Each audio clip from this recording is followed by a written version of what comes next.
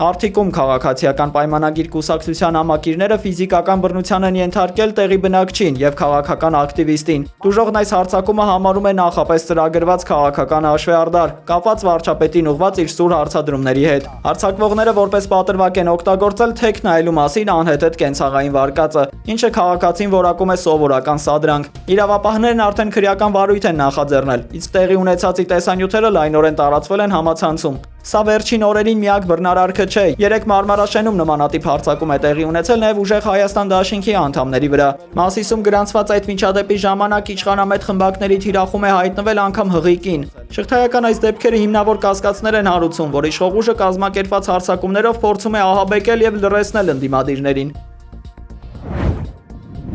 Հունիսի 3-ից սկսած Ռոսել Խոսնաձորը ժամանակավորապես սահմանափակել է Հայաստանից առաքվող նեխուրի, սմբուկի, կարտոֆիլի եւ չրերի ներմուծումը, ինչպես նաեւ այդ ապրանքների ՀԱՏՄ անդամ պետություններ տարանցումը, այդ երկրներ կարանտինային ապրանքների մուտքը հաստատելու մեխանիզմների բացակայության պատճառով։ Սահմանափակումները սահմանվել է մինչև առաքվող ապրանքների անվտանգությունն ապահովելու համար համապատասխան ալգորիթմի մշակումը։ Ըստ ծառայության սա եւս մեկ անգամ հաստատում է, որ Հայաստանի էկոնոմիկայի նախարարությունը կառուցվածքային խնդիրներ ունի եւ չի կարողանում կատարել գյուղատնտեսական արտադրողներին վերահսկելու իր լիազորությունը։ Էկոնոմիկայի նախարար Գևորգ Պապոյանը Facebook-ում գրել է, որ վաղը Հայաստանի կառավարությունը կընդունի աջակցության ծրագիր, որով կսուբսիդավորվի ջերմատնային ապրանքի, լոլիկի, պղպեղի, ելակի եւ ծաղկի արտահանումը, ինչպես նաեւ կվերադարձնեն Եվրամիություն արտահանվող թարմ պտուղ բանջարեղենի ու ծաղկի մաքսատուրքը, ասել է նա։ Ռուսաստանը հույս ունի, որ Հայաստանը պատմականորեն ճիշտ ընտրություն կկատարի հօգուտ Ռուսաստանի հետ եղբայրական հարաբերությունների ամրապնդման, հայտարարել է Ռուսաստանի փոխարտգործնախարար Սերգեյ Ռյաբկովը։ Նա նշել է, որ իրենք ակնկալում են ընտրություն հօգուտ Ռուսաստանի հետ ավանդական խորը եղբայրական հարաբերությունների ամրապնդման, ինչից իր համոզմամբ հայ ժողովուրդը միշտ միայն կշահի։ Հապկից Հայաստանի հնարավոր դուրս գալու վերաբերյալ որոշումը պետք է կայացնի երկրի ղեկավարությունը կամ նրա ժողովուրդը, հայտարարել է ՀԱՊԿ գլխավոր քարտուղար Թալատբեկ Մասադիկովը։ Մինչև այս պահը ՀԱՊԿ-ը Հայաստանին համարել է կազմակերպության լիիրավ անդամ, այլ որոշումները Հայաստանից չեն ստացվել։ Նա նաև նշել է, որ Եվրասիայում կայունության ամրապնդման համար պահանջվում են ՀԱՊԿ երկրների համատեղ ջանքերը։ Ռուսաստանի նախաձեռնությամբ կատարելագործվելու են կազմակերպության ուժերը եւ իրականացվելու է կադրերի համատեղ պատրաստում։ Հայաստան դաշինքի առաջնորդ Ռոբերտ Քոչարյանը Բերդում քննադատել է գործող իշխանությունների վարած արտաքին եւ ներքին քաղաքականությունը, որակելով որպես պետականության հիմքեր խարխալող։ Ըստ Քոչարյանի, իշխանությունների զրոյական կետից սկսելու հրատորաբանությունը հանգեցրել է բանակցային գործընթացի ձախողմանը, պատերազմի հրահրմանը եւ Արցախի կորստին։ Իսկ այժմ նույն գործելավոճը կիրառվում է նաեւ գյուղատնտեսության ոլորտում։ Դաշինքի առաջնորդը շեշտել է, որ իրենք կողմ են հավասարակշռված արտաքին քաղաքականությանը, որտեղ Եվրոպայի հետ հարաբերությունների խորացումը չպետք է կառուցվի Ռուսաստանի հետ թշնամանալու հաշվին։ Մեր խնդիրը սա է, ոչ թե կամ։ Մենք ասում ենք եւ։ Մենք ասում ենք մի մխրճվի գերպետությունների շահերի արանքը, մի հայտնվի այդտեղ։ Վտանգավոր տեղ է, լավ տեղ չի։ Ջախջախվելու ես, երկիրը փոքր է։ Եվ տարածքով, եւ բնակչությամբ։ Որը մեր մոտեցումը հետեւյալն է, հավասարակշռված բարեկամական հարաբերություններ եւ երբեք չանել ոչինչ, ինչը գերպետությունների անվտանգությանը որպես սպառնալիք կարող է դիտվի իրենց կողմից։ Քոչարյանը հավաստիացրել է, որ Հայաստան դաշինքի թիմն ունի բավարար փորձ եւ գիտելիքներ կարճ ժամանակում գյուղատնտեսական եւ տնտեսական ոլորտներում ստեղծված ճգնաժամը հաղթահարելու համար։ Այն խնդիրները, որ իրենք ստեղծեցին մեր գյուղացիների համար, մեկ շաբաթում լուծվող հարցեր են։ Մեկ շաբաթում։ Հիմա թո գյուղացին, ֆերմերը, ջերմոցային տնտեսությունը վարկերով սարքածը, թո մտածեն։ Իրենք իսկապես համաձայն են այսօրվա իշխանության հետ, այս լարվածության հետ, այս անիմաստ սպառնալիքների հետ։ Գեղարքունիքի մարզում Նիկոլ Փաշինյանը անդրադարձել է իր քաղաքական ուղու ամենավիճահարույց դրվագներին, շեշտելով, որ անցած տարիների ընթացքում Արցախի վերաբերյալ իր արտահայտություններին ինքը ամբողջովին հավատացած է եղել, հետո ինքը պատասխանատվություն է ստանձնել իր բառերով մեջբերում վերանայելու պետականության համար կործանարար դարձած թեզերը։ Այո, ես եմ մարդն եմ, ժողովուրդ, որ ասել է Արցախը Հայաստանը եւ վերջ։ Այո, ես այդ մարդն եմ։ Եվ ես դա ասել եմ, որովհետև նվիրված եմ եղել, հավատացած եմ եղել գաղափարներին, որ բազմաթիվ ձևերով դպրոցի տարիներից մեզ ներմուծել են։ Բայց ես գնացել եմ անկեղծ ճանապարհով ասելով, որ այս կոնֆլիկտը մենք այս երեխեքին պետքա չժառանգենք։ Եվ այդ ճանապարհով անկեղծ գնալով հասկացել եմ, որ մեզ դրել են թակարդի մեջ։ Ղարաբաղով մեզ դրել են թակարդի մեջ, եւ եթե մենք շարունակենք այդ ճանապարհը, մենք կորցնելու ենք Հայաստանը եւ Հայաստանի պետականությունը։ Եվ ես այո ուժ եմ, թե դա հեշտ չի, ժողովուրդ ջան։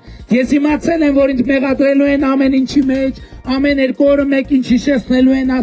ասել ես Արցախը Հայաստանը եւ վերջ, այսինքն դավաճան են ասելու, հողատու ամեն ինչ ասելու են։ Բայց ես այսօր շատ ուրախ եմ, որ ես այդքան ուժ եմ գտել իմ մեջ եւ կանգնել եւ առերեսվել ճշմարտությանը եւ Հայաստանը դուրս բերել։ Փաշինյանը նաև անդրադարձել է ԵԱՏՄ շրջանակներում առկա խնդիրներին, դրանք որակելով որպես արհեստական աղմուկ։ Նա վստահեցրել է, որ ընտրություններից հետո մեկնելու է Ռուսաստան ու բոլոր հարցերը լուծելու է։ Ռուսաստանի նախագահը հունիսի 1-ին զանգահարել էր իմ ծնունդը շնորհավորելու համար, բայց պարզաբացի շնորհավորանքներից մենք նաև գործնական խոսակցություններ ունեցանք եւ մենք պայմանավորվեցինք, որ ընտրություններից հետո ես կմեկնեմ նորից եւ հանդիպում կունենանք եւ բոլոր ընթացիկ հարցերը կլուծենք։ Համոզված եղեք այն հարցերը, որոնց մասին այսօր աղմուկը աղակ է բարձրացած։ Այդ հարցերը վերջին 8 տարում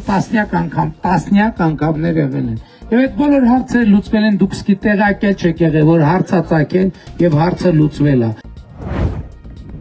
Բարգավաճ Հայաստան կուսակցության նախագահ Գագիկ Ծառուկյանի խոսքով Հայաստանի առջև ծառացած տնտեսական եւ անվտանգային մարտահրավերները հնարավոր է հաղթահարել միայն հավասարակշռված արտաքին քաղաքականության եւ պրագմատիկ տնտեսական ծրագրերի միջոցով։ Նա քննադատել է իշխանությունների վարած քաղաքականությունը, որն ըստ նրա հանգեցրել է Ռուսաստանի հետ հարաբերությունների սրմանը եւ գյուղատնտեսական արտադրանքի իրացման ճգնաժամին։ ԲՀԿ առաջնորդը վստահեցրել է, որ իշխանության գալու դեպքում իրենք կկարգավորեն բոլոր խոչընդոտները, ապահովելով տնտեսական աճ եւ սոցիալական երաշխիքներ։ Ընտանիքում կա 4 հոգի, 4-ն էլ մինչև 3 միլիոն դրամ ներում աշնորհվելու։ Ես իմ գրպանից չեմ տալիս։ Եթե այսօր պետության պարտքը 15 միլիարդ է, ժողովուրդ, 15 միլիարդ, 8 միլիարդը կուտակվել է Փաշինյանի օրով։ Թող 15 միլիարդի դերը դառնա 16 միլիարդ 100 միլիոն։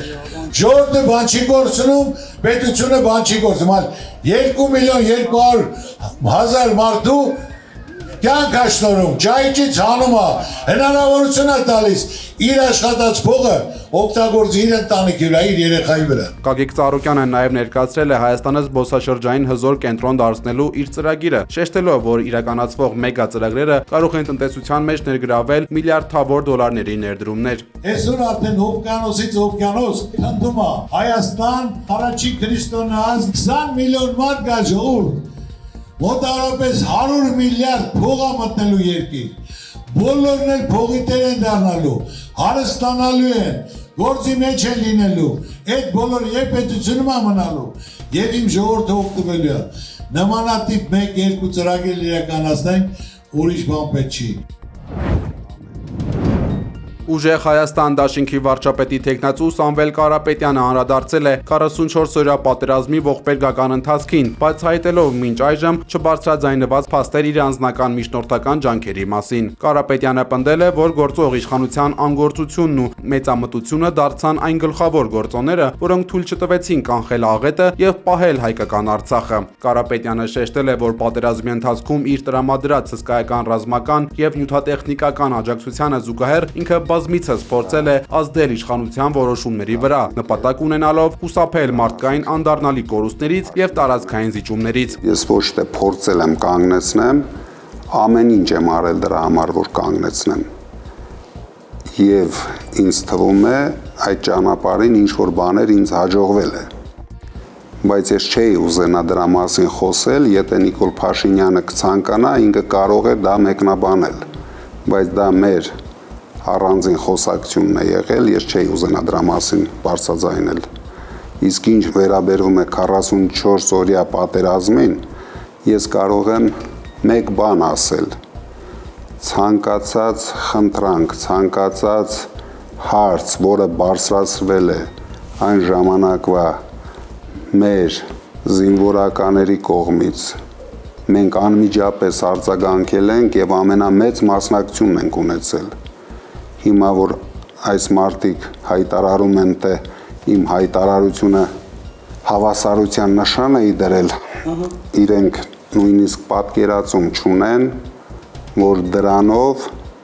մենք կարող ենք կանգնեցնել պատերազմը եւ ունենալ հայկական Արցախ։ Սամվել Կարապետյանը նաև բացահայտել է 44 օրյա պատերազմի ամենամութ էջերից մեկը, հաստատելով, որ եղել են կոնկրետ հնարավորություններ աղետը կանխելու համար։ Կարապետյանի խոսքով պատերազմի ընթացքում հայկական կողմը ունեցել է իրական շանսեր նվազագույն կորուստներով հակամարտությունը դադարեցնելու, սակայն Փաշինյանի անհիմն հավակնություններն ու սուտը հանգեցրին անդառնալի հետևանքների։ Եթե ինձ լսեր, մենք կորցնենք, եթե առաջի անգամ ինձ լսեր։ Այսինքն մի քանի անգամ է եղել։ Մենք կորցնենք ընդամենը 3 շրջան, պատերազմը կանգներ Ֆիզուլիում։ Բայց ինքը մեծամտաբար համարում էր, որ մենք հաղթում ենք։ Ինչի համար պետք է կանգնեցնենք, եթե մենք հաղթում ենք։ Եթե ինքը ինձ լսեր, հաստատ մենք չէինք կորցնի Շուշին։ Ուժեղ Հայաստան դաշինքի հիմնական գաղափարախոսությունը կառուցված է տոտալ ինստիտուցիոնալ մաքրման եւ կառավարման բիզնես մոդելի վրա։ Կարապետյանը վստահ է, երկիրը ներկայումս գտնվում է ոչ թե պարզապես ճգնաժամի, այլ համակարգային կոլապսի մեջ, որտեղ իշխանական համակարգը ծառայում է ոչ թե պետության զարգացմանը, այլ բացառապես սեփական իշխանությունը պահպանելու վախերին։ Կարապետյանը անդրադառնալով իրենց նպատակների նշել է, որ իրենց կառավարման օրոք առաջնահերթությունը լինելու է իր բարերով չտեսների կառավարումից անցումը պրոֆեսիոնալ եւ հաշվետու համակարգի, որտեղ պետական պաշտոնյան չի կարող լինել բյուջեի մսխող, իսկ տնտեսությունը չի կարող գործել ձեռքի կառավարման ռեժիմով։ Սրանք ձևավորել են չտեսների կառավարություն, դրա համար իրենք չեն նայում, իրենց միակ տարբերակը բյուջեից օգտվելն է։ Մենք չենք ունենալու ոչ մի նախարար բյուջեից օգտվող, ոչ մի իշխանության մաս չի լինելու բյուջեից օգտվող։ Բոլորը աշխատելու են, ես հայտարարել եմ մեր ժողովրդին հարստացնելու համար։ Որքան ժամանակում դա հնարավոր կլինի։ Քաղաքացին ժամկետներ։ Ծայրահեղաղկատությունը մենք շատ արագ ենք անելու եւ ոչ բյուջեի հաշվին։ Ես դա տեսնում եմ ընդամենը 6 ամսում։ Մոտ 6 ամսում, միգուցե ավելի քիչ։ Իսկ աղքատության դեմ պայքարելու ենք ամեն օր եւ ես շատ մեծ ցանկություն ունեմ, որ 5 տարի հետո մենք չունենանք աղքատներ Հայաստանում։ Հացի խնդիր ունեցող մարդ չպետք է լինի Հայաստանում։ Դա մենք վստահ եղեք ապահովելու ենք։ ԴՕԿ կուսակցության նախընտրական շտաբի պետ Լևոն Բաղդասարյանը ներկայացնելով կուսակցության ծրագրային մոտեցումները ընդգծել է, որ իրենց հիմնական առաքելությունը Հայաստանում քաղաքական սանիտարական մաքրում իրականացնելն է։ Բաղդասարյանը շեշտել է, որ պետք է վերջ դնել տարիներ շարունակ ձևավորված այն մշակույթին, երբ իշխանական աթոռները կամ պատգամավորական մանդատները դառնում են առուվաճառքի առարկա։ Խնդիրը կարգավորելու համար կուսակցության անդամների հետ կնքել են քաղաքացիական պայմանագրեր, որոնք բացառում են ճամբարափոխությունները։ Ինչ արեցինք մեր պատգամավորի տեխնացուներին, ում են արձանագրում են պաշտոնապես, ոչ մեկից ոչ մի ցենտ, ոչ մի ներդրություն չի վերցվել։ Ստորագրենք քաղաքական պայմանագիր։ Ընդունում ես կուսակցության գաղափարախոսությունը, այո։ Ընդունում ես, որ բացառապես կուսակցության ռեսուրսներով, մեր սուղ ռեսուրսներով ենք մենք մտնում ազգային ժողով, այո։ Վաղը եթե հանկարծ դու կմտկափոխվես, որ կուսակցության գաղափարախոսությունը պետքա փոխվի, այսինքն այն տարբերակն է, որ գալու են ճամբարափոխ անեն, մեկին սպառնալով, մեկին գումար տալով, մեկին պաշտոն առաջարկելով լակոտին։ Այդ ժամանակ դու ունես երկու տարբերակ։ Օրենքով առաջինը վայր ես դնում մանդատդ, հաջորդն է գալիս, երկրորդը որպես վնաս փոխհատուցում ես այսքան գումար։ Փորձել ենք չեզոքացնենք, բայց եթե մենք ունենանք լիազորություն օրենքներ փոխելու, առաջի օրենքներից մեկը իշկանել գոռան դա դեմոկրատական չի, արգելելու ենք մանդատ աներություն, արգելելու ենք ճամբարափոխ լինելը, մանդատը դիր 29-րդ տարը գրի գնա։ Քոչարի ազգային վերածնունդ եւ ազգի զարթոն կուսակցությունը շարունակում է իր նախընտրական քարոզարշավը, ընտրողների ներկայացնելով իր ծրագրերը։ Կուսակցության անդամ Արլետ Ավագյանը շեշտադրել է հայամետ քաղաքականության, խոսքի ազատության եւ քաղբանտարկյալների ազատ արձակման անհրաժեշտությունը։ Կուսակցությունը հայտարարել է Հայաստանը զարգացնելու հավակնոտ նպատակ, որպես հիմք ընդունելով Սինգապուրի փորձը։ Ինչպես շեշտում է միակ երրորդ ուժի Քոչարի կուսակցության ղեկավար Արտակ Սարգսյանը, Հայաստանը դարձնել Սինգապուրի նման երկիր։ Կուսակցության կարևորագույն հիմքերն են խոսքի ազատությունը եւ քաղբանտարկյալների ազատումը։ ԱՄՆ նախագահ Դոնալդ Թրամփը չի բացառել ապագայում Իրանի գերագույն առաջնորդի հետ հանդիպումը, որը արդեն իսկ ներգրավված է բանակցային գործընթացում։ Թրամփի պատմամբ իրանական կողմը համաձայնել է չմշակել եւ չունենալ միջուկային զենք, թեև պաշտոնական Թեհրանն այս հայտարարությունն առայժմ չի մեկնաբանել։ Նա նշել է, որ Իրանում ցամաքային ներխուժման կարիք չկա, քանի որ ամերիկյան օդային հարվածների արդյունքում ոչնչացվել է ռազմական ուժերի մեծ մասը։ Խոսելով Հորմուզի նեղուցում ԱՄՆ ծովային շրջափակման մասին, Թրամփը նշել է, որ այն հնարավոր է պահպանվի մինչև սեպտեմբերի 7-ը, թեև դա քիչ հավանական է համարել։ Դոնալդ Թրամփը հաստատել է, որ վերջին հեռախոսազրույցի ժամանակ ոչ ցենզուրային ձևով հանդիմանել է Իսրայելի վարչապետ Բենյամին Նեթանյահուին, նրան անվանելով անիծյալ խենթ։ Թրամփը պարզաբանել է, որ իրեն մի փոքր բարկացրել է Նեթանյահուի Լիբանանի հետ անընդհատ պատերազմելու հանգամանքը։ Այնուհանդերձ ԱՄՆ նախագահը շեշտել է, որ իրենք շատ լավ են համագործակցում որպես պատերազմական ժամանակաշրջանի նախագահ եւ վարչապետ, եւ որ ինքը շատ է սիրում Բիբիին եւ հիանալի աշխատում է նրա հետ։ ԱՄՆ դաշնային իշխանությունները լիկվիդացրել են անդրսահմանային թմրաթուներ եւ առգրավել շուրջ 45 միլիոն դոլար արժողությամբ ավելի քան 1 տոննա կոկային, հայտնել է Կալիֆոռնիայի հարավային օկրուգի դատախազությունը։ Ստորգետնյա անցուղու երկարությունը կազմել է մոտ 589 մետր մեքսիկական Տիխուանա քաղաքից մինչև Կալիֆոռնիա նահանգի Սան Դիեգո քաղաքում գտնվող խանութներից մեկը։ Անցուղու պատերն ամրացված են եղել, այնտեղ կային ռեսել, օդափոխություն եւ էլեկտրականություն։